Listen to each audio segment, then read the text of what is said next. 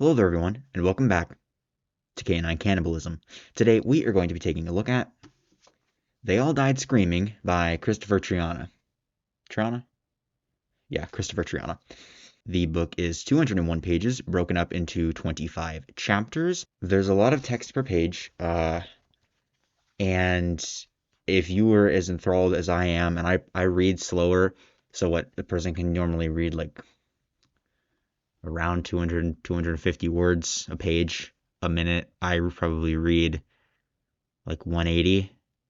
It took me a few days of like sitting down and reading for an hour, 2 hours, to get through it. So it's a decently long read, even if you're very into it. I'll give you a quick blurb. So there are two stories running parallel to each other. Uh, there's a story about a boy who gets kidnapped from the mall by a bad man who does bad things. And then there's a story where there's a virus that is like spreading around and it causes people to start screaming until they die. That's the blurb. We're going to be doing normal stuff in this video. Trigger warning, first and foremost, most important. General review, general thoughts, plot summary with some spoilery review stuff that I couldn't say without spoilers. You know how it works if you've seen one of these videos before, on my channel at least. And yeah, that's pretty much the gist of it. So stick around. And without further ado, we're going to jump in to the trigger warning. So if you were to pick up a copy of They All Died Screaming and read it, you would find all of the following. You have your bog standard gore, torture, mutilation, and death with the subcategory, whatever, I don't even know what to call that shit, of suicide. And then you have sexual abuse throughout the book, including sexual assault, rape, and forced impregnation. You also have child abuse, including physical abuse such as murder and death, or including murder and death. And then you also have child sexual abuse and infanticide, the killing of small children, or babies rather, infants. You also have some shit throughout the book, nothing like pornographic, just lots of mentions of feces and the smell of feces. Uh, it just kind of goes overall with just the general gritty, gross feel of the book. And then you also have mentions of urine, like people pissing themselves, stuff like that. You also have animal abuse, including sexual abuse of animals. And then you also have just general filth, including cum eating. And when I say cum eating, I'm not talking about like swallowing dick and then he comes down your throat. I'm talking about like playing with it, putting it on food, letting it go cold in a cup, and then drinking it, that kind of shit. It wouldn't be on there if it was just swallowing after a blowjob. You also have stuff with pus, nothing like, again, nothing sexual, but just wounds and grossness with pus. Nothing over the top, nothing crazy. And then you also have general poor hygiene. That's pretty standard for characters in a extreme horror novel, splatterpunk novel. And yeah, that's it. So, excuse my dog in the background. She is snoring rather loudly. I don't know if the mic will pick that up. You can probably see her over there on the bed. She's the little black and white fur ball laying there. She's old. She snores. She's adorable. Okay. General thoughts about the book before we go anywhere else.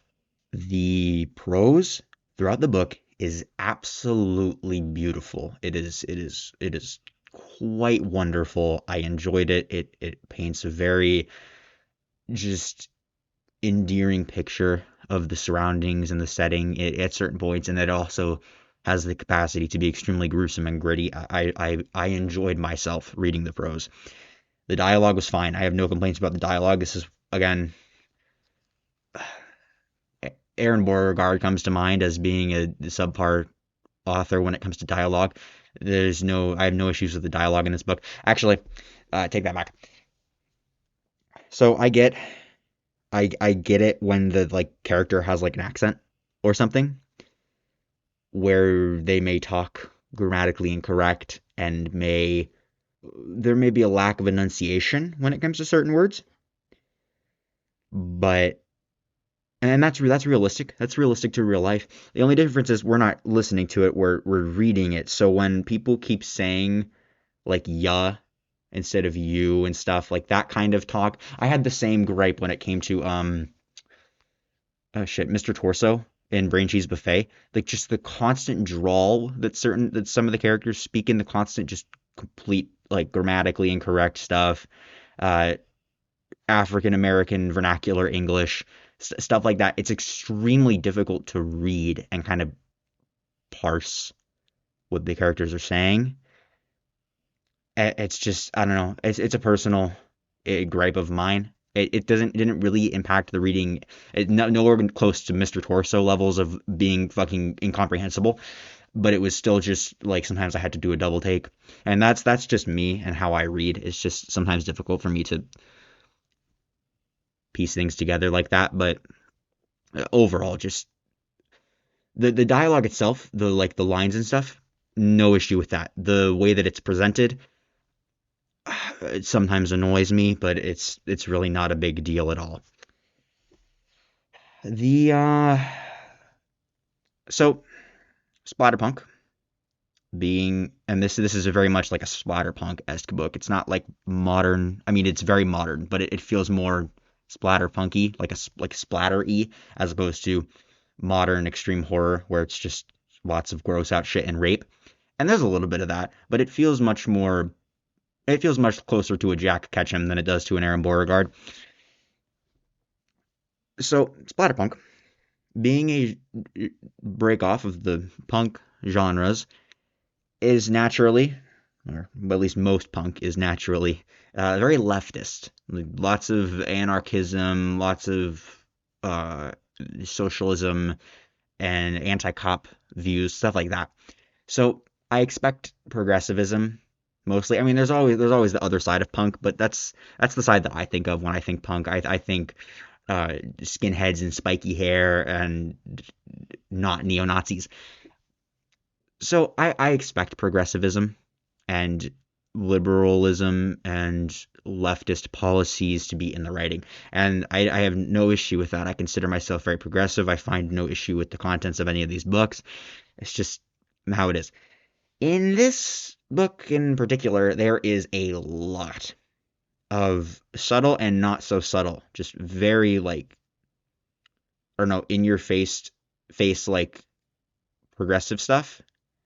And I'm not going to sit here and be like, oh my god, the book's woke. No, that's not what I'm getting at. It just feels out of place, kind of like it was kind of forced in there. And I'll get to that more later. There's one scene in particular, or at least part of a scene later, that is very odd. But just like there's just stuff like punched in there about like climate change.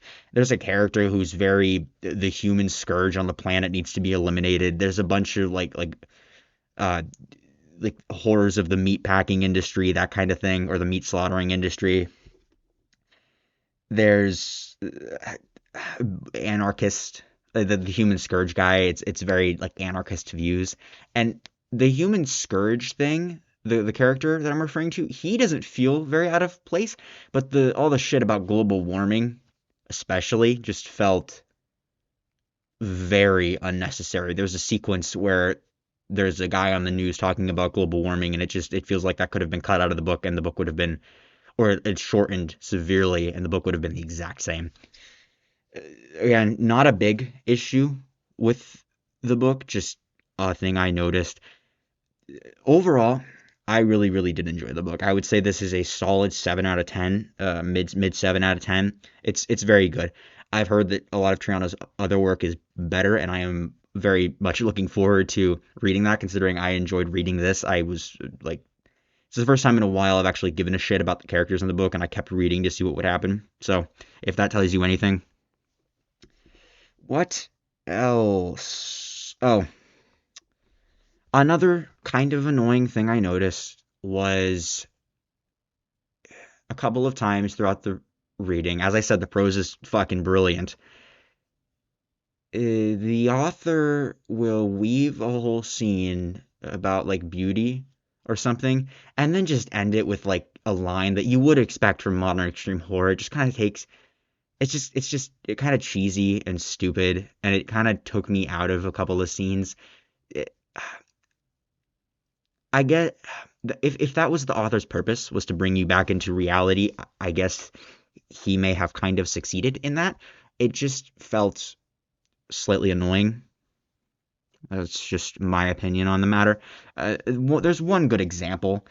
The author is spinning a tale about like the beauty of the birds outside despite all of the chaos that's going on, the beauty of the plants in the apartment across the way, the sun, the summer sun, and like the main character's like bringing it back to like his childhood and everything, and it's very good. The prose and the way that the story is being weaved is very good. And then the author, it's the end of the paragraph, and the next paragraph is just the line, "It was a beautiful fucking day in the neighborhood." Like, okay, I would expect that from modern extreme horror. It felt out of place in this book, especially in scenes like that. And again, with the protagonist narrating, it kind of makes sense with how their mental state works. Like they'll they'll be kind of good, but then they'll go back to being bad kind of thing. But it also just didn't feel necessary, and it kind of felt out of place. And thus concludes the what can I say anything else? Yeah, that pretty much concludes what I can say without spoilers. Again, I find it much easier to pick apart things. That's just the kind of person I am. If you don't like that, I don't know what to tell you. I'm very good at finding the things I don't like in things. But if I am not constantly complaining about something, like these are tiny little things. These are tiny, tiny, tiny little gripes that barely didn't affect my reading at all. It's just kind of like, well, that's kind of iffy, but whatever. The book is very good. I would highly recommend that you read it. I have some more issues with certain parts of it that I will get to during and after the plot summary, but it is a good book. As I said, mid seven. It's decent. It is extremely decent. Kristopher Triana is clearly a brilliant writer when it comes to this kind of stuff, and yeah, I mean, I got nothing else to say that I can't say that I can say without spoilers. So, having said that, let's jump into a plot summary now. Obviously, massive spoiler warning. I'm going to tell you what happens in the book, at least a dumbed down version of it. First, I need to set the scene really fast. There are two stories that exist simultaneously in this book. As I said, there are two parallel stories. The one with the child and the man on the farm, and the guy who does really bad stuff. He kidnaps the kid from the mall. And there's the weird plague story. They exist parallel. Like we'll have one chapter with one chapter with the other. There's a big twist. The twist being that the boy from the story that I will refer to as the first story, because in chronological order, the first story, the one where the boy is kidnapped from the mall, the twist is that the boy is the main character from the second story, the story with all the plague stuff. And I mean, I almost immediately found the twist, like knew that the twist was going to happen, like less than halfway through the book. I was like, oh, he's the boy from the other story that we're reading, because I was looking for connections, and I immediately and I found it, because the author's not really that shy about it. But that's the twist. But for the purpose of this video, I'm going to read or give you a summary in chronological order. So I'm going to first explain the first story, the story with the boy who is kidnapped, and then the second story with the adult boy, and then all of the plague shit. So, fucking necessary knowledge out of the way. A boy gets kidnapped by a man at the mall. As I said, he was running around. The fucking guy shows up in a security costume, nabs him. The man, he takes the boy to work for him on the man's pig farm in the middle of fucking nowhere. And essentially he uses him as like slave labor. We learn a little bit about the man. The man's a vegetarian, and he is disgusted by the standards of the meat industry after having worked slaughtering pigs for, I think, how many? I think he said like 8 years in the book. So he keeps the pigs for like familial purposes. Like he believes he is part of their family. He's the patriarch, and he even has a pig wife who he does things with that are very gross. The man keeps young girls on the farm, and this is another twist. They talk about veal. They're referred to as veal, and then we find out that they're referring to young girls as veal. And essentially, what they do is they're kidnapped, they're chained so that they are almost immobile, and they're starved or made anemic, essentially, so that the meat is tender, and then they're butchered and sold under the guise of being veal, rabbit, or like other rare meats that people in the local town wouldn't really be able to taste the difference of, that kind of thing. Over the time, the man and the boy become very close, like father and son, and the boy begins helping with the killing and the grinding and just more things around the farm. The man gets bit by a pig, refusing to go to the doctor, and then later the hospital when it gets worse. He starts slowly rotting away from what the book says is necrotizing fasciitis, so like gangrene, a type of gangrene. His tissue is dying and rotting off of him. The the boy tries to have sex with one of the veal when she essentially is like, I'll do anything if you let me go. Obviously, the boy isn't going to let her go, but he tries to have sex with her because he doesn't understand how sex works. And she squeezes and scratches the shit out of his balls and nearly escapes, but the man shoots her from the house, like from the window upstairs in the house. They have a brilliant father and son moment where the man helps the boy rape the girl, even spitting on the boy's tip and guiding it in, like with his hand and everything.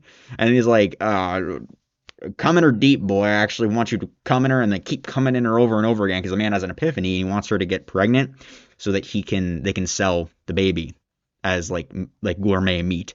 The boy begins to take over most of the farm's duties as the man's condition begins to improve with the help of antibiotics.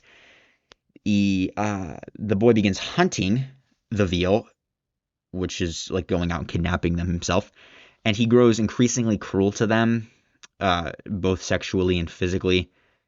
The girl that he has now gotten pregnant dies from, I think it's swine flu, is what's implied. While the boy is burying her, because they're not going to grind her up because she's sick, tainted meat, whatever, to quote, God, who is it? Dale from The Walking Dead, the second compendium.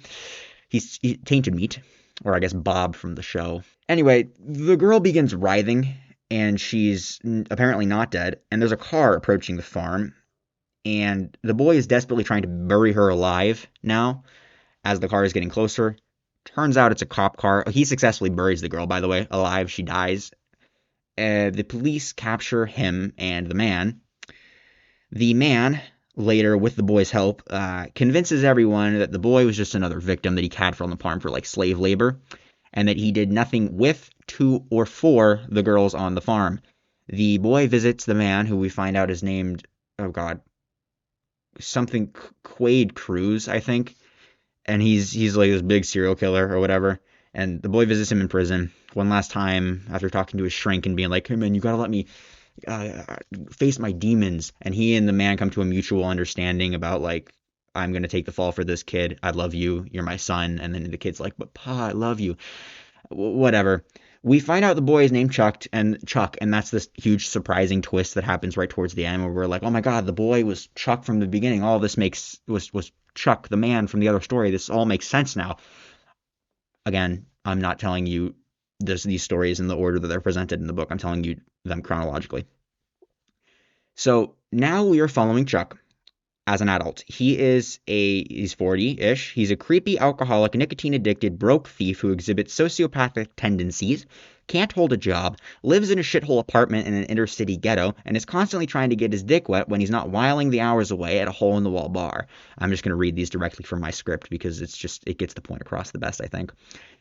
Toward the beginning of the book, so again, parallel story. So this is going on towards the beginning of the book, but chronologically way later. Chuck begins fucking his neighbor, Leslie, a loudmouthed alcoholic food fetishist. She cheated on her husband, and when he found out, he killed himself and their two kids. She then tried to commit suicide by jumping out of a window without opening it first, and didn't die, and is now covered head to toe in scars from the glass and the fall and everything. She now consistently and constantly tries to fill the emptiness inside her that she feels quite literally by filling her holes in her stomach. Her food fetishism stems from this desire to feel filled completely, and she and Chuck do all sorts of nasty things together and with food even before the book kicks off fully. So like she jerks him off under the table at a burger restaurant and like puts his cum from her hand into the fries and then eats them. He they the first time they fuck, she just ordered a pizza and she like starts eating the pizza while he's fucking her and like gets the grease all over her and falls headfirst into the pizza. He shoves part of like I think it's a beef sandwich inside of her and rubs her like vulva with the beef. It's really gross. Chuck has a neighbor and drinking buddy named Eugene who is a paranoid, conspiratorial, shut in, jobless loser who lives with his mother. And the other characters in the book are as follows: Keisha, a neighbor; Brittany, a 17-year-old neighbor who Chuck wants to fuck; Barman, the barman of the bar Chuck frequents; and Angel, a petite, cowardly, dockside hooker. And then we also have Shitty, who is a filthy homeless man who wheels himself around on a plank of wood sitting atop the attached wheels of shopping carts. He uses this as a makeshift wheelchair due to a congenital defect which rendered his legs wholly inoperable and the size of like a small child's. Okay. So those are your characters. As we follow Chuck going about his day-to-day life, a pathogen known as the Scream starts to spread across Canada and then through the northern United States. Basically, you scream and scream and scream without sleep, without eating. You can't drink they give them IV fluids or whatever, I think, until essentially you either have a heart attack or a stroke or you kill yourself. Most of these people kill themselves. Those infected are dubbed screamers and have jaundiced skin and pussy eyes. That's like the main thing. And they like get infected and then immediately become jaundiced and get pus in their eyes. It's kind of weird, but whatever. One night, Chuck is out at a bar with Leslie. Eugene, Shitty, and Angel are there. They haven't actually met Angel yet, but they meet Angel at the bar. Angel's friend and a random man spontaneously become screamers and start viciously attacking and killing each other. The gang all leaves and heads towards Leslie's place. While the city is in chaos, there are screamers everywhere, killing themselves and each other and causing mayhem and destruction wherever they go. They make a pit stop at a liquor store. The owner of the liquor store is kind of trigger happy and blows part of Eugene's face off. But Eugene is fine, surprisingly. He's got like part of the skin on his face like up here like missing, but he's fine. They all get home and they realize that this is happening all over the world and it's spreading down from Canada very rapidly through the US down to Mexico. Some science guy on the news posits that the pathogen is the result of bacteria or virus escaping from melting permafrost. Jesus, voice crack. They hear a commotion in the hallway. Brittany and Keisha are at the door and they're banging on it and they let them in, and on their tail are two screamers who are children. They kill them and throw their bodies out of the window. And the group notes that the behavior of the screamers is continuing to change as these screamers were trying to attack them. Like they were trying to hurt them and kill them as opposed to kill each other or kill themselves. Leslie decides that she needs to be completely filled before she dies because the group kind of all just accepts that they're going to die. There's no way out of this. This disease, whatever it is rapidly spreading, seemingly at random. Random people are getting it. I would hypothesize that it's in the air and that it just attacks people at different speeds depending on like your immune system or whatever. Leslie enlists Chuck to help her in her quest to feel filled.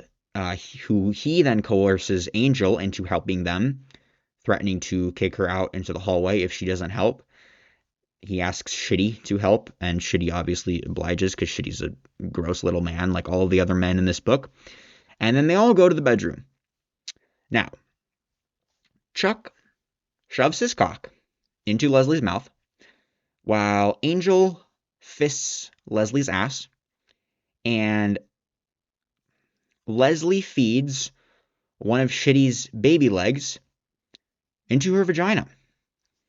And I'm going to read you an excerpt from that scene that I found most pungent. And it is as follows. The glistening lips of her, Leslie's, sex grazed Shitty's toddler foot inching it into her body one toe at a time. Now, when I was originally reading that, I thought toddler foot was just a weird like way to call it penis, because I've heard weirder in these books. Just a weird name for a penis.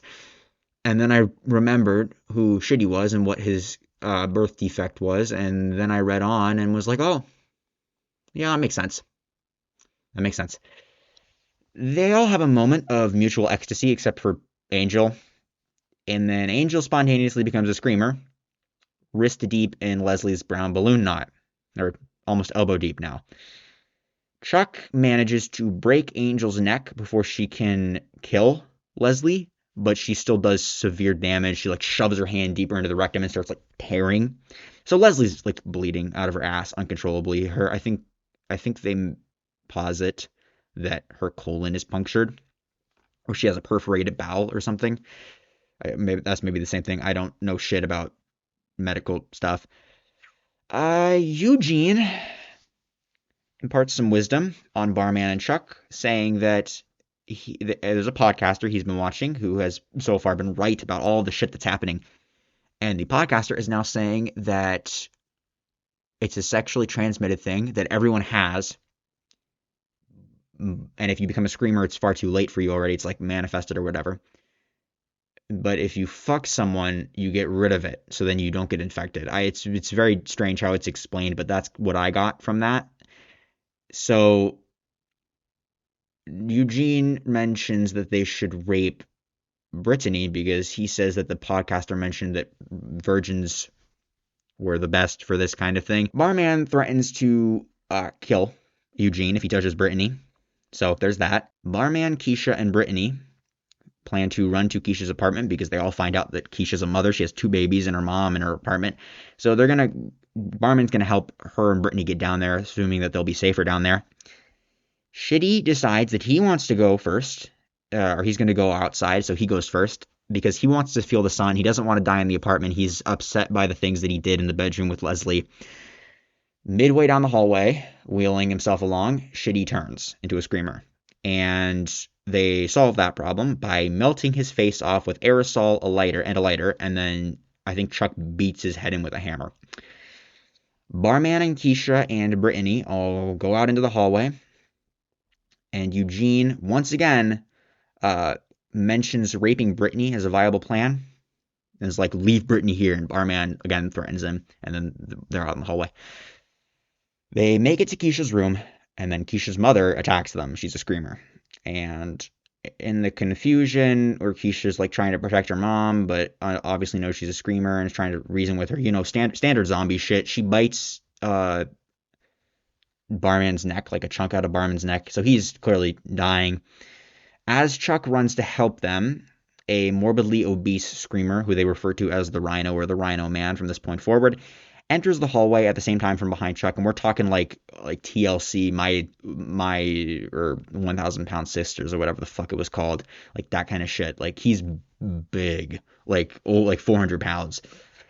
The mama fucking attacks the shit out of Barman, takes a chunk out of his neck, scratches him up, and Chuck bashes her head in with a hammer. The group then starts to fight the obese screamer who has come upon them. The Rhino Man, runs down Keisha, who slips in a puddle of her mother's blood, and jumps on her, crushing her with his mass. He then begins using her pulverized body like a fucking blunt weapon, swinging it around to pulverize Barman. Chuck kills the guy with a knife. He stabs him in the fucking neck a bunch of times, and then Barman confesses to Chuck that he was a date rapist, and Chuck starts trying to like play it off like, well, you didn't know what you were doing. Your friend gave you the pills and taught you how. And Barman's like, no, man, I was bad. A girl like killed herself. It's my fault. I'm a bad person. That's why I'm always so angry with everyone in the world. That's why you all call me Barman. I don't deserve a name. And then he refers to himself as a pig who treated the girls like meat, and Chuck like shudders and gets all cold. Chuck and Brittany go into Barman dies, obviously. Chuck and Brittany go into Keisha's apartment. There they find that the babies are unharmed. Brittany, and this is the scene that kind of is odd, confesses to Chuck that she is a virgin. Okay? And that she doesn't want to die as a virgin. I mean, he's going to fuck her, obviously. She's 17. That's really weird. But that's par for the course for extreme horror. They begin kissing and groping, and then Chuck finds that she has a penis. Brittany explains that she is trans. Okay, fine.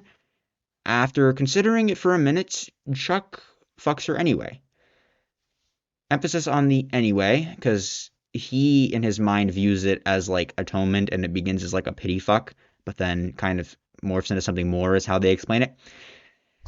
But I have some personal issues with that scene that go beyond just how Chuck sees it. Like, obviously, the guy is a fucking child rapist murderer person. Granted, he was a child himself when he did that, but I mean, now he's committing statutory rape, whatever.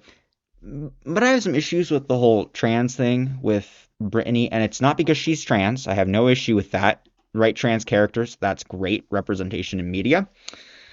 I more have issue with the long drawn out stuff before, during, and after the sex scene, where both Chuck and it seems like the author are talking about how feminine Brittany is, and it almost seems to me that it's like the author is trying to convince the character, Chuck, so Chuck's trying to convince himself, but he's also trying to convince us, the reader, and himself, that of Brittany's femininity, that she is a real woman. It just felt very preachy and forced, and just my biggest complaint is just overall it was useless to the story, in my opinion. But, I mean, that's my opinion. If you have read this and you have different opinions on that, feel free to tell me in the comments. I just felt it was just not in poor taste. It was just not a good scene. Like, it wasn't necessary to the book at all. Like, I mean, having Brittany be trans, perfectly fine. But when you get to a point where it almost seems like you're trying to convince yourself that this trans girl is a girl, it just kind of feels weird. And that might have not been his intention. That probably wasn't his intention. That's just how it came across to me. It felt very unnecessary. So, there's that.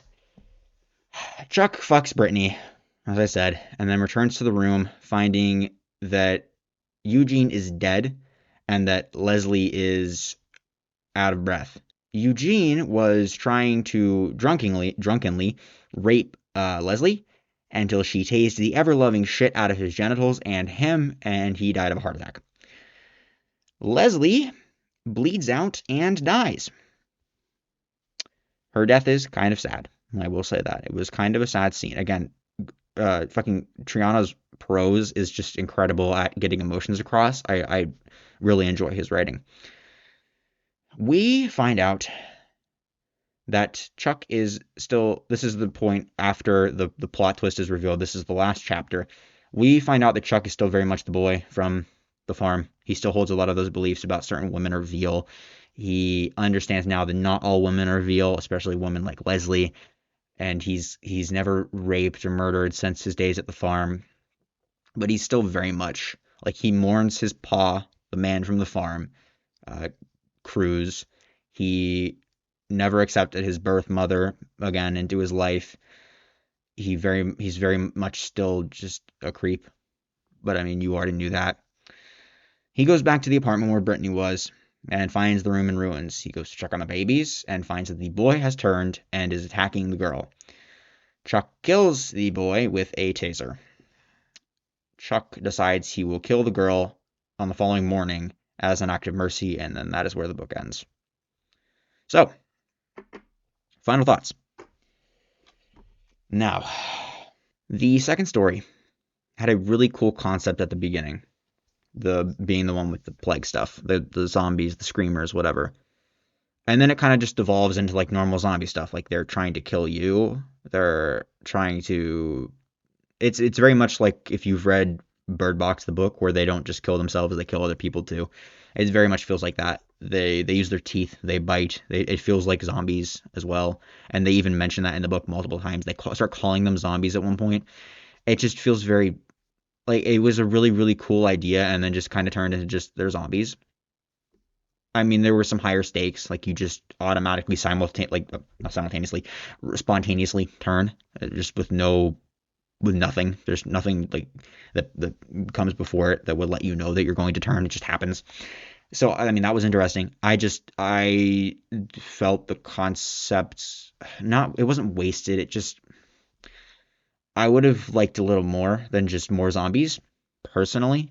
But I think overall it worked very well for the story. Just personally, I would have liked to see a little more than just them turning into zombies. The first and second story, in my opinion, again, voice crack, goddamn, they could have been two separate novellas. And I don't know that the backstory that we get from the first story that then connects to Chuck really changes his character all that much. It gives you an insight into him as a person, but these stories felt very tonally different, at least to me, and I feel they definitely could have been two novellas, like because they're completely different in nature. I just, it really did feel like they could have just been two separate novellas in like a short story collection or a novella collection, and they didn't need to be connected. I wouldn't say that the connection felt forced. I would say that it's connected rather smoothly. I would just say, just because of how different they are tonally and in subject matter, it just, I don't know. Like aside from the really weird sex scene, the plague one is much more splatterpunky. And then the first story with the fucking man and the boy and the farm is very much more akin with like modern extreme horror. Like it's very raping little young girls and cutting them up and turning them into fucking meat to be eaten. I mean, you've seen that before in other books. It just felt like they were very different and they could have been separated. I'm not upset that they were connected. It doesn't like upset me any. It's just something I noticed and something as an opinion I've seen shared by other people on the internet as well. I don't know. It worked out fine in the end. Just just putting that out there. But yeah, I mean, overall, I really did enjoy the book. Again, I'm much better at putting out the negatives and the positives. It's just how I am. Prose was absolutely brilliant. The dialogue was written fine, and the lines themselves were brilliant. They didn't nothing felt out of character, nothing felt cheesy. It was good. It felt good. The pacing I found to be perfect. No issues with that. The God, I mean, what else? The vocabulary was fine. Perfectly serviceable for the kind of book that this was. And yeah, I mean that's pretty much it. Again, mid 7 out of 10, I would say.